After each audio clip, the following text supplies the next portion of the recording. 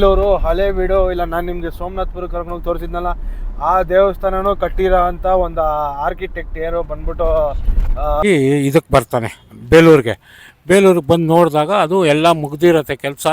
ಇನ್ನೇನು ಉದ್ಘಾಟನೆ ಮಾಡಬೇಕು, ಒಂದು ವಾರ ಇರುತ್ತೆ. ಈ ಥರ ಡೈಲಿ ಸಿಗಲ್ಲ ಗುರು. ಇದು ವೆದರ್ ಬೇರೆ ಇವತ್ತು ಭಯಂಕರ ಐತೆ. ಸೊ ಗೈಸ್ ನೋಡೋದಲ್ಲ, ಹಿಂದೆ ನಾವು ತೋರಿಸಿದ್ರಿ ನಿಮಗೆ ಗೂಳೂರು ಗಣೇಶನ ದೇವಸ್ಥಾನ ಅಂತ. ಸೊ ಟೈಮ್ ತುಂಬ ಕಡಿಮೆ ಇದೆ, ಬಂದು ವಿಸಿಟ್ ಮಾಡ್ಕೊಂಡು ಹೋಗಿ. ಆ್ಯಂಡ್ ಐ ಡೋಂಟ್ ನೋ ಈ ವಿಡಿಯೋ ನೀವು ನೋಡೋಷ್ಟು ಅದು ಎತ್ಬಿಟ್ಟಿರ್ತಾರೆ ಏನೋ ಗೊತ್ತಿಲ್ಲ ಕತೆ, ಬಟ್ ಸ್ಟಿಲ್ ಟ್ರೈ ಮಾಡಿ ಬಂದು. ಆ್ಯಂಡ್ ಇವಾಗ ನಾವು ಹೋಗ್ತಾ ಇರೋದು ಬಂದ್ಬಿಟ್ಟು ಕೈದಳ ಅನ್ನೋ ಒಂದು ಊರಿಗೆ. ಅಲ್ಲಿ ಬಂದ್ಬಿಟ್ಟು ಹೊಯ್ಸಳರ ಕಾಲದೊಂದು ಟೆಂಪಲ್ ಇದೆ. ಸೊ ಸೇಮ್ ನಮ್ಮ ಬೇಲೂರು ಹಳೆ ವೀಡು ಇಲ್ಲ ನಾನು ನಿಮಗೆ ಸೋಮನಾಥ್ಪುರ ಕರ್ಕೊಂಡು ತೋರಿಸಿದ್ನಲ್ಲ ಆ ದೇವಸ್ಥಾನನೂ ಕಟ್ಟಿರೋ ಅಂತ ಒಂದು ಆರ್ಕಿಟೆಕ್ಟ್ ಯಾರು ಬಂದ್ಬಿಟ್ಟು ಏನಪ್ಪ ಅವ್ರ ಹೆಸರು, ಚಕಣಾಚಾರಿ ಅವರೇ ಬಂದ್ಬಿಟ್ಟು ಇದು ಇಲ್ಲೇ ಬಂದು ಇಲ್ಲ ಚನ್ನಕೇಶವ ಮಂದಿರ ಇದೇನೆ. ಕೈದಳ ಗ್ರಾಮ ನೋಡಿ, ಇದೆ ಗೈಸ್ ಕೈದಳ ಗ್ರಾಮ. ಇದು ಒಂದು tourist place of Tumakuru. Entrance ಒಂಥರ ಈ ಥರ ಇರ್ತದೆ. ಇದಕ್ಕೆ ಆಲ್ರೆಡಿ ಒಂದು ಸಲ ನಾನು ಚಿಕ್ಕ ವಯಸ್ಸಲ್ಲಿ ಇದ್ದಾಗ ಬಂದಿದ್ದೀನಿ ನಾನು, ಬಟ್ ಇದು ತುಂಬ ವರ್ಷ ಆದಮೇಲೆ ಇವಾಗಲೇ ಬರ್ತಾ ಇರೋದು. ನಾನು ಜಸ್ಟ್ ಮಿಸ್ ಸ್ಟ್ರೈಟಾಗಿ ಹೊಟ್ಟೋಗ್ಬಿಡ್ತಾ ಇದೆ. ಸೊ ಜಕ್ಕಣಾಚಾರಿ ಅಂತ ಯಾರು ಆರ್ಕಿಟೆಕ್ಟ್ ಇದ್ದರು ಅವರೇ ಬಂದ್ಬಿಟ್ಟು ಈ ದೇವಸ್ಥಾನನ ಕಟ್ಟಿರ್ತಾರೆ. ಬನ್ನಿ ನಿಮ್ಗೆ ಕರ್ಕೊಂಡು ಹೊರಗಡೆ ತೋರಿಸ್ತೀನಿ.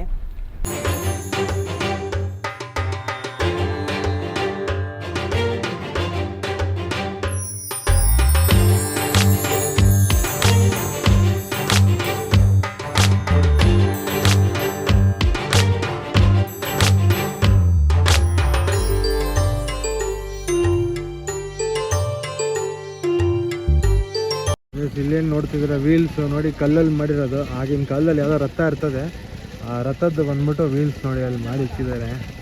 ಕಲ್ಲಲ್ಲಿ ಮಾಡಿರೋದು ಪ್ರಾಪರ್ ರೌಂಡ್ ಶೇಪಲ್ಲಿ.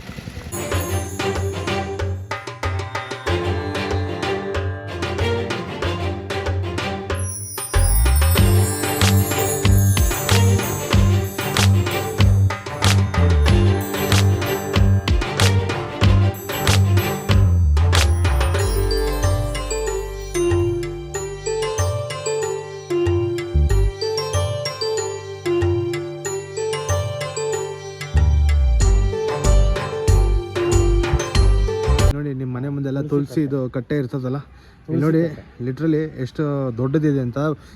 ಚಿಕ್ಕದಾಗಿ ಕಾಣಿಸ್ತಾ ಇರ್ಬೋದು ನೋಡಿ. ನಮ್ಮಪ್ಪ ಒಂದು 5 ಫುಟ್ 5 ಫುಟ್ 7 ಇಂಚಸ್ ಹೈಟ್ ಇದ್ದಾರೆ, 5'8" ಹೈಟ್ ಇದ್ದಾರೆ ನೋಡಿ. ಇಲ್ಲಿ ಆಲ್ಮೋಸ್ಟ್ 6 ಅಡಿ ಇದೆ. ಇದು ಚಿಕ್ಕದಾಗಿ ಕಾಣಿಸ್ತಿದೆ ಅಷ್ಟು ವಿಡಿಯೋಲಿ, ಬಟ್ ಎಷ್ಟು ದೊಡ್ಡದು ನೋಡಿ ಇದು.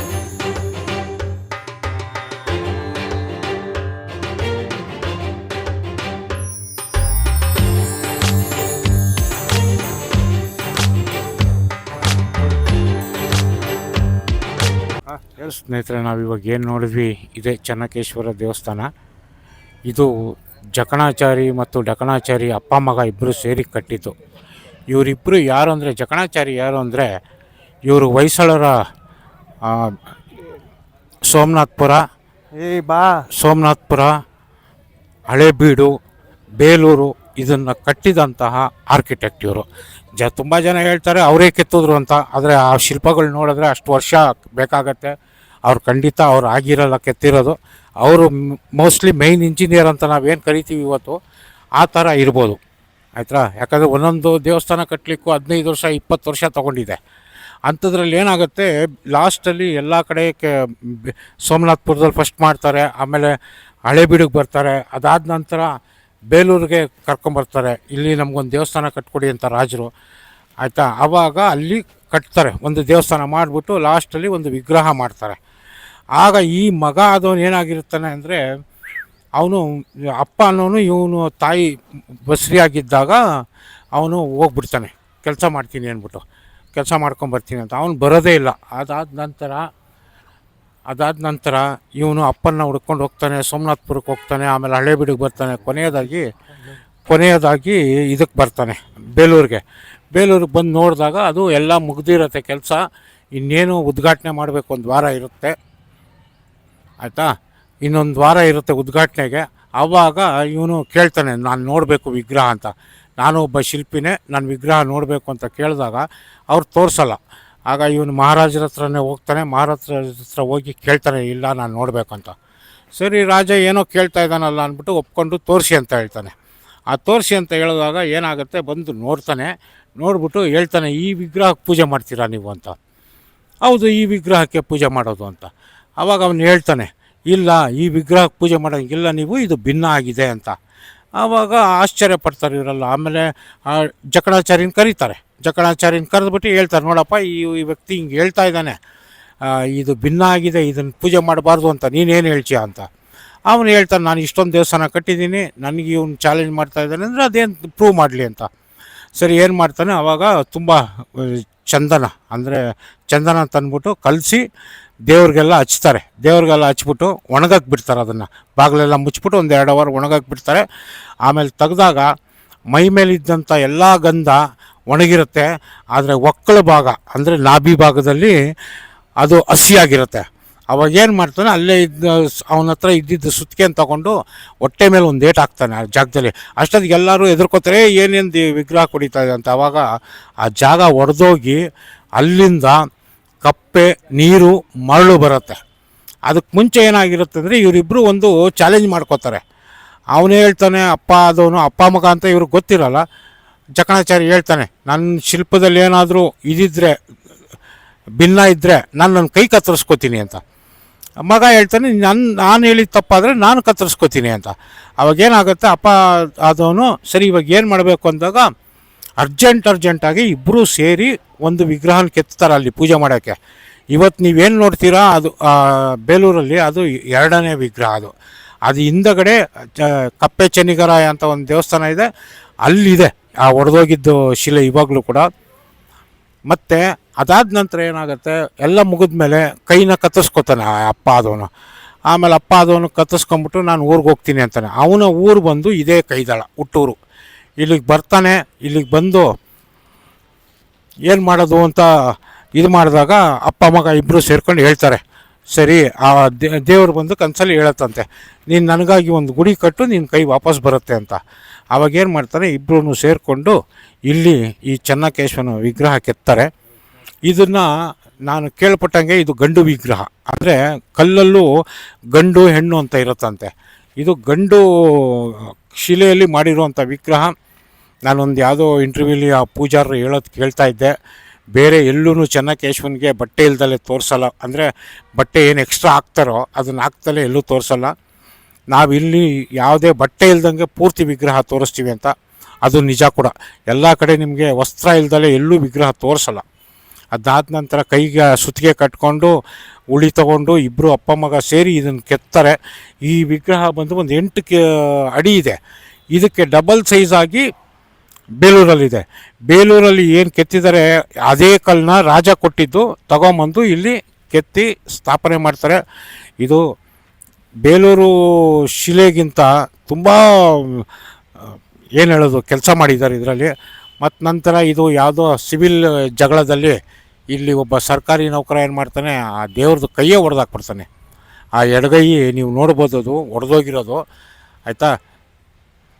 ಇವಾಗ್ಲೂ ಅದನ್ನು ಆಮೇಲೆ ಏನು ಮಾಡ್ತಾರೆ, ಯಾರೋ ಒಬ್ಬ ಆರ್ಕಿಟೆಕ್ಟ್ನ ಒಬ್ಬರ ಆಚಾರನ ಕರೆಸಿ 8 kg ಬೆಳ್ಳಿ ಹಾಕಿ ಆ 28 ಪೀಸ್ ಏನಾಗಿತ್ತು ಅದನ್ನು ಜೋಡಿಸಿದ್ದಾರೆ. ನಾವು ಈಗಿನ ಕಾಲದಲ್ಲಿ ಏನು ಒಡೆದೋಗಿರೋ ಮೂಳೆಗೆ ರಾಡ್ ಇಡ್ತೀವೋ ಆ ಥರ ಮಾಡಿದ್ದಾರೆ ಇದರಲ್ಲಿ, ಆಯಿತಾ. ಬನ್ನಿ ಒಂದು ಸರಿ ನೋಡಿ, ತುಂಬ ಸುಂದರವಾಗಿದೆ ದೇವಸ್ಥಾನ. ಒಳ್ಳೆ ಸಂತೋಷ ಆಗುತ್ತೆ ನೋಡೋಕ್ಕೆ. ಸೊ ಗೈಸ್, ನೋಡಿದ್ರಲ್ಲ, ಇದೇನೇ ಬಂದ್ಬಿಟ್ಟು ಕೈದಳದಲ್ಲಿರೋ ಚೆನ್ನಕೇಶವ ಟೆಂಪಲ್ಲು. ಗೈಸ್, ಈ ದೇವಸ್ಥಾನನ ಕಟ್ಟಿದ ಆರ್ಕಿಟೆಕ್ಟೇನೆ ನಮ್ಮಪ್ಪ ಆಲ್ರೆಡಿ ಹೇಳ್ದಂಗೆ, ಆ ಸ್ಟೋರಿನೂ ಎಕ್ಸ್ಪ್ಲೇನ್ ಮಾಡ್ದಂಗೆ, ಈ ದೇವಸ್ಥಾನ ಕಟ್ಟಿದ ಆರ್ಕಿಟೆಕ್ಟೇನೆ ಬೇಲೂರು, ಹಳೇಬೀಡು ಮತ್ತು ಸೋಮನಾಥಪುರ ಅನ್ನೋ ದೊಡ್ಡ ದೇವಸ್ಥಾನಗಳನ್ನ ಕಟ್ಟಿರೋದು. ಆ್ಯಂಡ್ ಗೈಸ್, ಈ ಕೈದಳನ ಬಂದ್ಬಿಟ್ಟು ಏನಂತಾರೆ, ಅಪ್ಪ ಮಗದ್ದು ಚಾಲೆಂಜ್ ಏನಾಗುತ್ತೆ, ಅಪ್ಪ ಮಗ ಬಂದ್ಬಿಟ್ಟು ಚಾಲೆಂಜ್ನ ಕರೆಕ್ಟ್ ಅಂತ ಪ್ರೂವ್ ಮಾಡ್ತಾನೆ.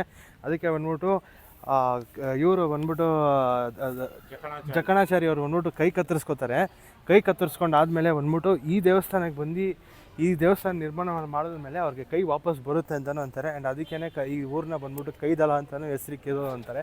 ಬಟ್ ಅದು ಎಷ್ಟು ಸತ್ಯ ಎಷ್ಟು ನಿಜ ನನಗೆ ಗೊತ್ತಿಲ್ಲ. ಸೊ ಒಂದು ಕಾಲದಲ್ಲಿ ಬಂದ್ಬಿಟ್ಟು ಇದು ಬಂದ್ಬಿಟ್ಟು ತುಮಕೂರಿಗಿಂತ ತುಂಬ ದೊಡ್ಡ ಪಟ್ಟಣ ಆಗಿರ್ತಾಯಿತ್ತು ಕೈದಾಳ ಬಂದ್ಬಿಟ್ಟು.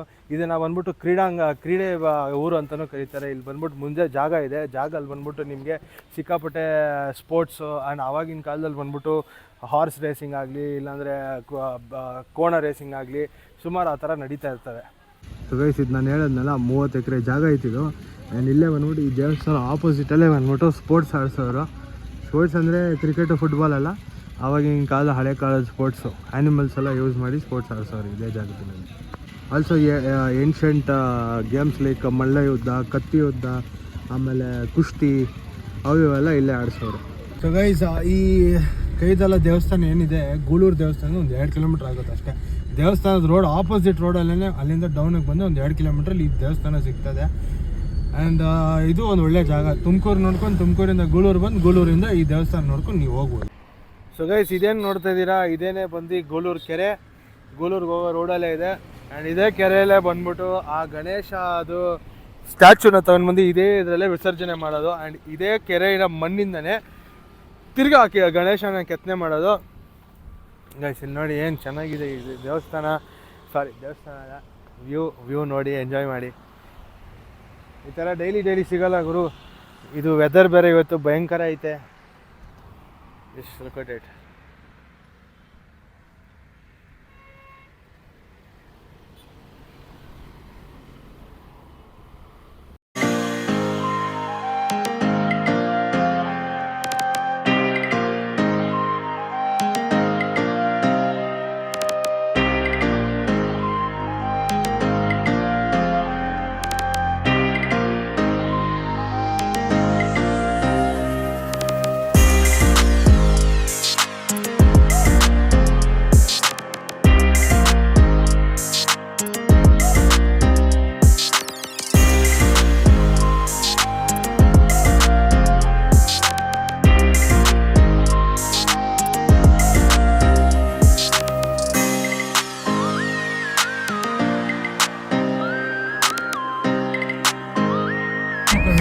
ಇವಾಗ ನಾವು ಬಂದು ಸಿದ್ಧಗಂಗಾ ಮಠ ಮತ್ತು ಕೈದಾಳ ಮುಗಿಸ್ಕೊಂಡು ಇವಾಗ ಬಂದಿರೋದು ನಾವು ದೇವರಾಯನ ದುರ್ಗ ಬೆಟ್ಟಕ್ಕೆ.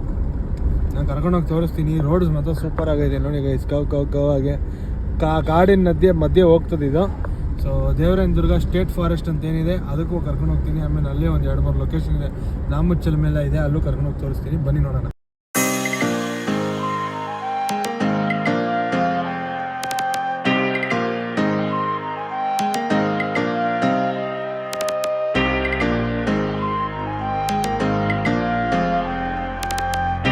ನಾನು ರೀಚ್ ಆಗಿಬಿಟ್ಟಿದ್ದೀನಿ ನಾಮದ ಚಿಲುಮೆಗೆ. ಬನ್ನಿ ಕರ್ಕೊಂಡೋಗಿ ತೋರಿಸ್ತೀನಿ. ನಾಮದ ಚಿಲುಮೆ ಬಂದು ಅಲ್ಲೋಗಿ ಹೇಳ್ತೀನಿ ನಾನು ನಿಮಗೆ. ಸೊ ಗೈಸ್ ಒಂಥರ ಹೆಂಗೈತೆ ಏನ್ರಿ ನಾಮದ ಚಿಲುಮೆ. ಬಟ್ ಕೋತಿಗಳ ಕಾಟ ಜಾಸ್ತಿ ಐತೆ ಗೈಸ್, ಹುಷಾರಾಗಿ ಬನ್ನಿ. ಆ ಕಡೆ ಈ ಕಡೆ ರೋಡ್ ನೋಡ್ಕೊಳ್ಳಿ. ಆ್ಯಂಡ್ ಐ ಥಿಂಕ್ ಎಂಟ್ರಿಗೆ 10 ರೂಪಾಯಿ ಅನ್ಕೊಂತೀನಿ ಪರ್ ಪರ್ಸನ್. ನೋಡೋಣ ಬನ್ನಿ ಇವಾಗ ಎಷ್ಟಾಗುತ್ತೆ. ದೇವರಾಯನ ದುರ್ಗನ ಟ್ರೆಕ್ ಮಾಡ್ಬೇಕಂದ್ರೆ ಇದೇನೇ ಪಾತಿರೋದು ನೋಡಿ. ಇದನ್ನು ಸ್ಕ್ರೀನ್ಶಾಟ್ ತೊಗೊಳ್ಳಿ ನೀವು ಬೇಕಂದರೆ. ಇದು ನಾಮಚಲಮೆ ಎಂಟ್ರ್ ಆಗಿದ ತಕ್ಷಣ ನಿಮಗೆ ಬಂದ್ಬಿಟ್ಟು ಈ ಥರ ಜಿಂಕೆ ಪಾರ್ಕ್ ಸಿಗುತ್ತೆ ನೋಡಿ. ರಾಶಿ ಜಿಂಕೆಗಳಿವೆ ಇಲ್ಲಿ. ಮೋಸ್ಟ್ಲಿ ಅವ್ರ ಅಂಕಲ್ ಊಟ ಹಾಕಕ್ಕೆ ಬಂದವ್ರೆ, ಇಲ್ಲಾಂದರೆ ಎಲ್ಲ ಬಂದ್ಬಿಟ್ಟು ಇಲ್ಲೇ ಓಡಾಡ್ತಿರ್ತವೆ. ಮೇಲೆ ಕೋಟ್ ಬರ್ತೀನಿ ತೋರಿಸ್ತೇನೆ ನಿಮಗೆ. ಅಷ್ಟೊತ್ತು ಊಟ ಗೀಟ ಮಾಡಿರ್ತಾವೆ ನೋಡಿ, ಊಟ ಹಾಕ್ತವ್ರೆ ಅಂಕಲು. ಸೊ ಅವು ಯಾವುದೂ ಇನ್ನೂ ಈ ಕಡೆ ಬರೋಲ್ಲ ನೋಡಿ ಲೈನಾಗಿ ನಿಂತವೆ.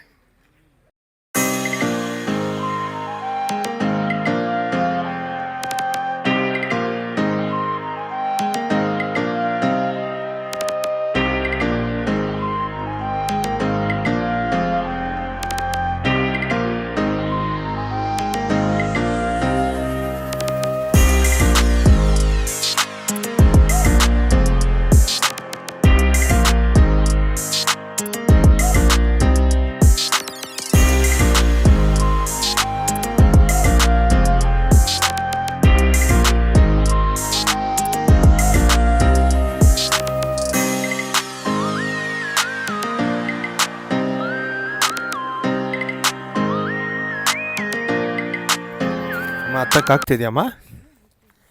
ಲಾಸ್ಟ್ ಟೈಮ್ ನೆನಪಿದ್ಯಾ ಒಂದ್ಸಲಿ ಬಂದಾಗ ನಿಂಗೆ ಹತ್ತಕ್ಕಾಗಿಲ್ಲ, ಇಲ್ಲೇ ಕೂತ್ಕೊಂಡ್ಬಿಟ್ಟಿದ್ದೆ, ಇಲ್ಲೇ ಕಣ್ಣಲ್ಲಿ ನೀರು ಹಾಕೊಂಡು ಮಲ್ಕೊಂಬಿಟ್ಟಿದ್ದಲ್ಲ. ನಿಮ್ಮಮ್ಮ ನೆನಪಾಗೋಗಿತ್ತಲ್ಲ ನಿಂಗೆ? ನಿಮ್ಮಮ್ಮ ನೆನಪಾಗೋಗಿತ್ತಲ್ಲ ನಿಂಗೆ, ನೆನಪಿದ್ಯಾ?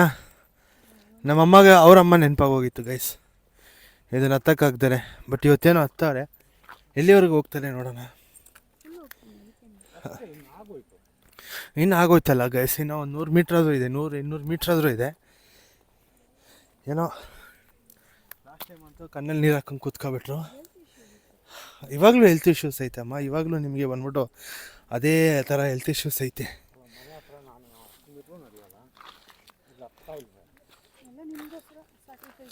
ನಮಗೋಸ್ಕರ ಅಂತೆ ಗಾಯ್ಸ್. ಬಾಯಿ ಮಾತ್ರ ಒಳ್ಳೆ ಬಾಯಿ ಅಗ್ಲ, ಊರಾಗ್ಲ ಐತೆ ಬಾಯಿ ಮಾತ್ರ. ನಮ್ಮ ಬಾಯಿ ಊರಾಗ್ಲ ಐತಂತೆ, ನಮ್ಮ ಬಾಯಿ ಇಲ್ಲೇ ಐತೆ ಊರಾಗ.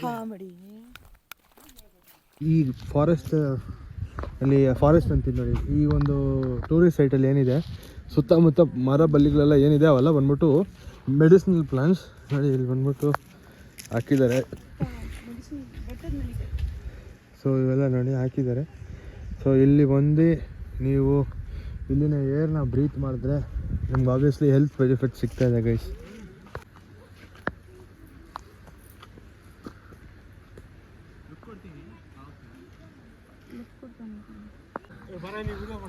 ಅಲ್ಲಿ ನೋಡಿ ನೋವಪ್ಪ ಕೋತಿಗೂ ಬಿಡ್ತಾರೆ. ಕೋತಿಗೆ ಹೋಗ್ಬಿಟ್ಟು ಸಬ್ಸ್ಕ್ರೈಬ್ ಮಾಡಿಸ್ಕೊತಾರೆ. ಏನಪ್ಪ ಮಾಡ್ತಾ ಇದೆಯಾ? ನಾವು ಭಾರತ್ ಬ್ಯಾಕ್ ಪ್ಯಾಕರ್ಸಿಂದ ಬಂದಿದ್ದೀವಿ. ಬ್ಯಾಕ್ ಪ್ಯಾಕರ್ಸಿಂದ ಈ ಕಾಡು ಬಗ್ಗೆ ಏನು ಹೇಳ್ತೀಯ ಮಗ?